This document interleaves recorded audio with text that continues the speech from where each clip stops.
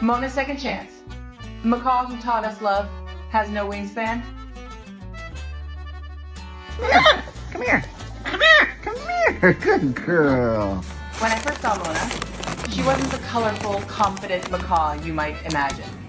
She sat quietly on her perch at the sanctuary, her feathers dull, her eyes cautious, a bird who had loved once and lost more than we could understand.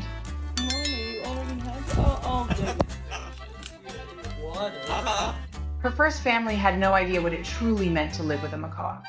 They loved her, yes, but love alone isn't always enough.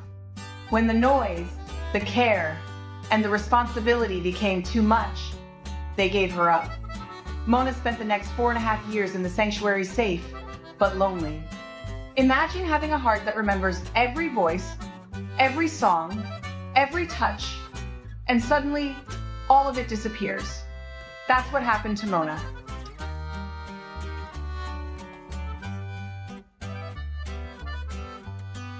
When I met her, I didn't plan to adopt a bird that day. But there was something in her eyes, a mix of fear and longing, that stopped me in my tracks. She tilted her head, studying me, as if asking, "Are you going to leave me too?"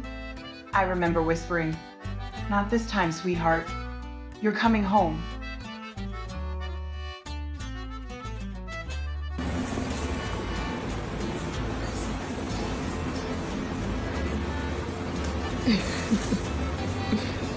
The first few weeks were hard. She didn't trust easily. She'd flinch at sudden sounds, puff her feathers when someone got too close. But little by little, she began to test the waters of love again. I'd talk softly to her in the mornings, offer her bits of fruit, and sometimes she'd let me scratch the side of her head. Tiny victories that meant the world.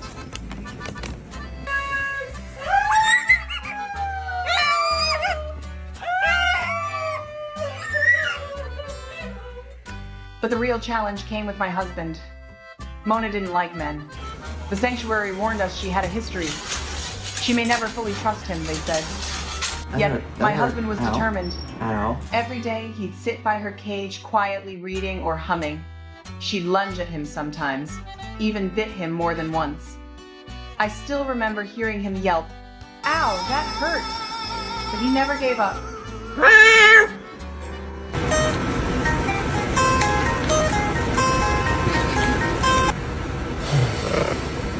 Let's go ahead and put that in our mouth.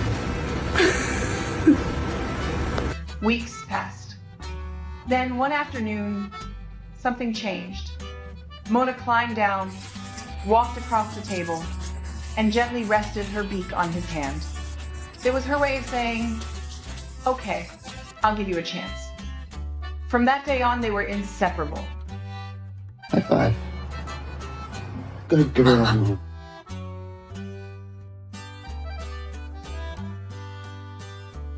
Now, when my husband plays his guitar, Mona dances, swaying her body, flapping her wings, mimicking his laughter. Sometimes I joke that she loves him more than me. And maybe she does. But watching them together reminds me that love doesn't always come easy. Sometimes it has to be earned feather by feather.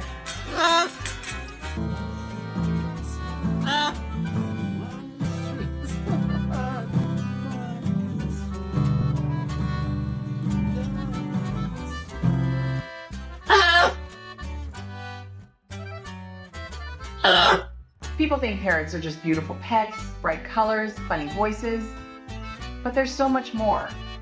They feel joy, grief, loyalty. Mona, come They here. remember. Come here. Mona doesn't just mimic our words. Mona, say come She here. understands them. Come here. When she says, Come here. "Good girl," girl. or kisses the phone screen, it's not just a trick, it's connection. Oh, Mona, good girl. Good girl. Good girl, Mona. She'll be 18 this October. For a macaw, that's still young. They can live 70, even 80 years, which means we're just at the beginning of a lifelong journey together.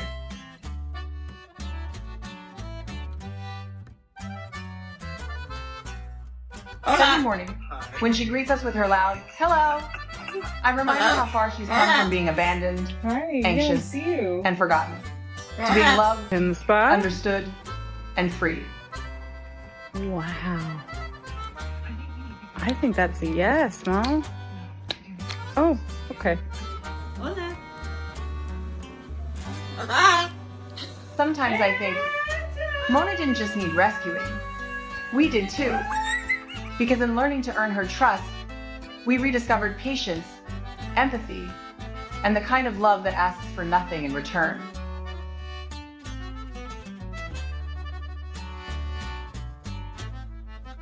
If you ever think about bringing an animal home, any animal, remember, Mona, they don't just need food or a cage. They need you, your time, your understanding, your heart. High five. Good girl. Because sometimes the smallest act of love can heal the biggest wounds, even those hidden beneath a pair of broken wings. Come here. Come here. I'm gonna say come here. Come here. Come here. Come here. Good girl.